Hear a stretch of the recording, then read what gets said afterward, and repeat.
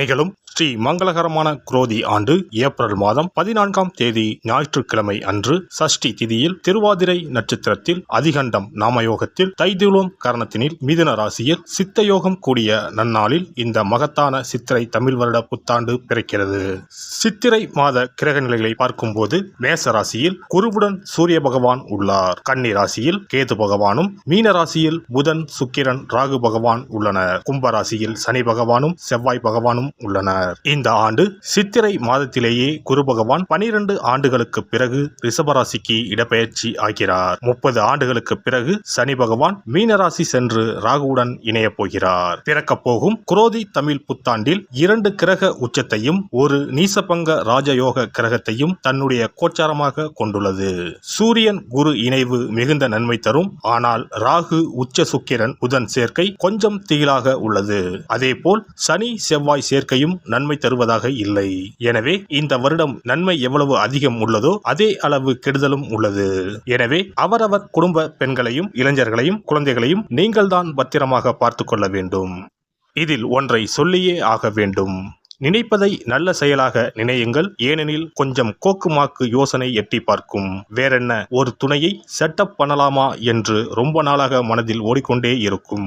இந்த மாதிரி விளங்காத யோசனைகள் எல்லாம் வேண்டாம். செல்வம் செல்வாக்கு பெருக, நல்ல நட்பு கிடைக்க, முயற்சிகளில் முன்னேற்றம், வாழ்வின் அபிவிருத்தி என இவை சார்ந்து சிந்தனை செய்யுங்கள். இந்த வருடம் அத்தனையும் நடக்கும். நல்லன எல்லாம் கைகூடி வரும்.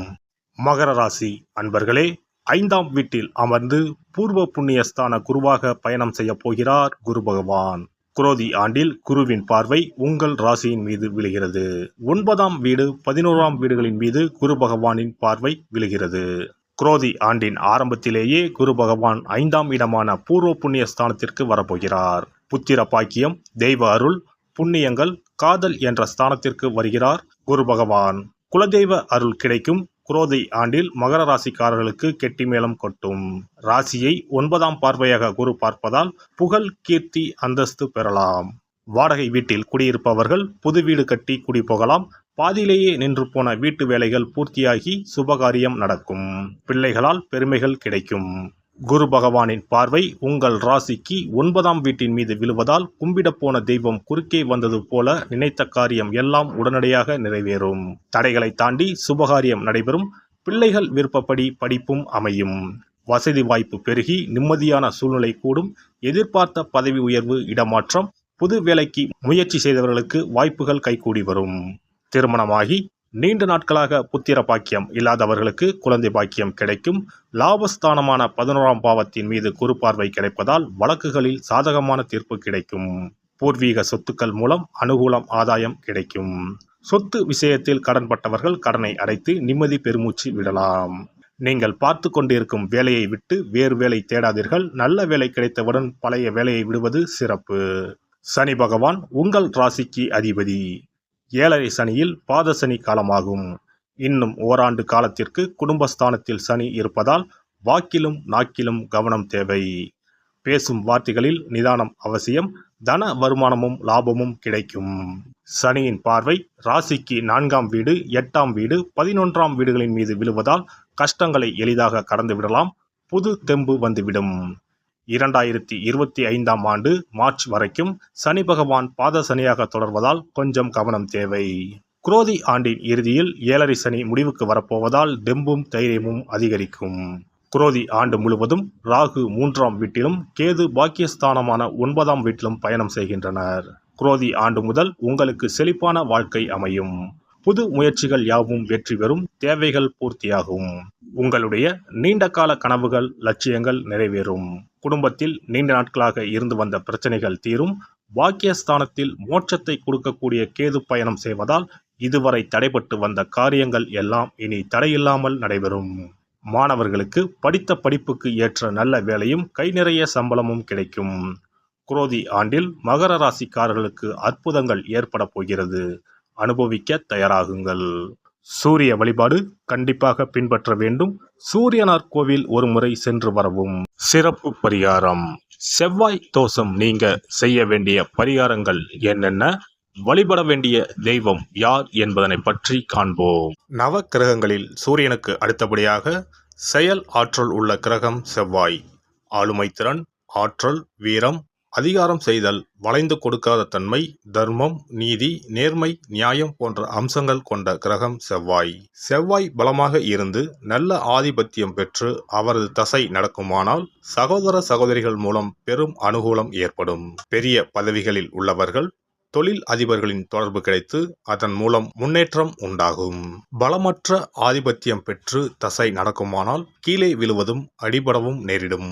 வாகன விபத்துக்களை சந்திக்க நேரிடும். இரத்த காயங்கள், வெட்டுக்காயங்கள், இரத்த சம்பந்தமான நோய், சித்தப்பிரமை, தலையில் அடிபடுதல் போன்றவற்றை ஏற்படுத்துவார் செவ்வாய் பகவான். வீண் வழக்குகள், சண்டை சச்சரவுகள், மறைமுக நேர்முக எதிரிகள், பொருள் களவு போகுதல், செய்தொழில் வியாபாரத்தில் திடீரென்று பெருத்த நஷ்டம், அரசாங்க கெடுபிடி, பதவி இறக்கம், மறைந்து வாழும் சூழ்நிலை என்று பலவகை இன்னல்களை உருவாக்குவார். செவ்வாய் முதலான தோஷங்கள் அனைத்தும் நீங்க அவரின் அருளை முழுவதும் பெற செவ்வாய்க்குரிய அதிதேவதையான முருகனை வழிபடுவதும், கோதுமை ரொட்டி, வெள்ளை எள் கலந்த இனிப்பு பலகாரங்கள், துவரை போன்றவற்றை ஏழைகளுக்கு தானம் கொடுப்பதும் நல்லது. செவ்வாய் கிழமைகளில் விரதம் இருந்து செவ்வாய் பகவானுக்கு விளக்கேற்றுவது, சஷ்டி விரதம், கிருத்திகை விரதம் மேற்கொள்வது, தினமும் கந்த சஷ்டி கவசம் படிப்பது நல்லது.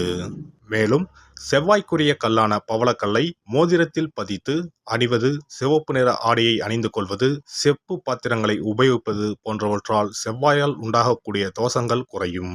செவ்வாய் பகவானுக்கு செய்யும் பரிகாரங்கள் அனைத்தும் முருகனுக்கு உகந்தது என்பதால் முருகனின் திருவருளும் கிட்டும். திருமண வாழ்க்கையில் செவ்வாய் பகவானுக்கு முக்கிய பங்கு உண்டு. திருமணத்துக்கு வரன் பார்க்கும்போது பிள்ளைக்கோ அல்லது பெண்ணுக்கோ செவ்வாய் தோஷம் இருக்கிறதா என்றுதான் முதலில் கேட்பார்கள். அந்த அளவுக்கு செவ்வாய் தோஷம் மிகவும் முக்கியமானதாக பார்க்கப்படுகிறது. ஒருவரின் ஜனன ஜாதகத்தில் லக்னம், சந்திரன், சுக்கிரன் ஆகியோருக்கும் செவ்வாய் இருக்கும் இடத்திற்கும் உள்ள தொடர்பை கொண்டுதான் செவ்வாய் தோஷம் ஒருவரின் ஜாதகத்தில் எந்த அளவுக்கு வலிமையாக இருக்கிறது என்பதை கணிக்க முடியும். செவ்வாய் தோஷம் இருக்கிறது என்றால் நம்பிக்கையோடு மிக எளிய பரிகாரங்களை செய்வதன் மூலம் தோஷ நிவர்த்தி பெறலாம். செவ்வாய் தோஷம் என்பது திருமண தடையை ஏற்படுத்துவது மட்டுமல்லாமல் மேலும் பல இடையூறுகளையும் ஏற்படுத்தும். எனவே செவ்வாய் பகவானை செவ்வாய் தோறும் செவ்வாய் ஹோரையில் வழிபடுவதும், செவ்வாய்க்குரிய கடவுளான முருகப்பெருமானை 9 நெய் தீபம் ஏற்றி வழிபடுவதும் செவ்வாய் தோஷத்தினால் ஏற்படக்கூடிய அசுப பலன்களின் தாக்கத்தை பெரிதும் குறைக்கும் என்பது ஐதீகம். செவ்வாய் தோஷம் ஒருவருக்கு இருந்து ஒருவருக்கு இல்லை என்றால் திருமணம் செய்யக்கூடாது என்பது சாஸ்திரம். இருவருக்கும் இந்த தோஷம் இருந்தால் திருமணம் செய்து வைக்கலாம் என்று சிலர் சொல்வார்கள். ஆனால் பொதுவாக தோஷம் ஒருவருக்கு இருந்தாலும் சரி அல்லது இருவருக்குமே இருந்தாலும் சரி, தக்க ஜோதிடர்களை ஆலோசித்து முறைப்படி பரிகாரங்கள் செய்வதுதான் சரி. செவ்வாய் தோஷத்தால் திருமண தடை உள்ளவர்கள் வைத்தீஸ்வரன் கோவிலுக்கு வந்து அரசமரத்தடி விநாயகர் ஆதி வைத்தியநாதரை வழிபட்டு ஆலமரத்தை சுற்றி வர வேண்டும். வைத்தியநாத சுவாமி, தையல்நாயகி அம்மன், செவ்வாய்க்கு அதிதேவதையான முருகப்பெருமானை வழிபட வேண்டும். சன்னதியில் உள்ள செவ்வாய் பகவானுக்கு சிகப்பு வஸ்திரம் சாத்தி அபிஷேகம் செய்து பரிகாரம் செய்ய தடைகள் நீங்கும்.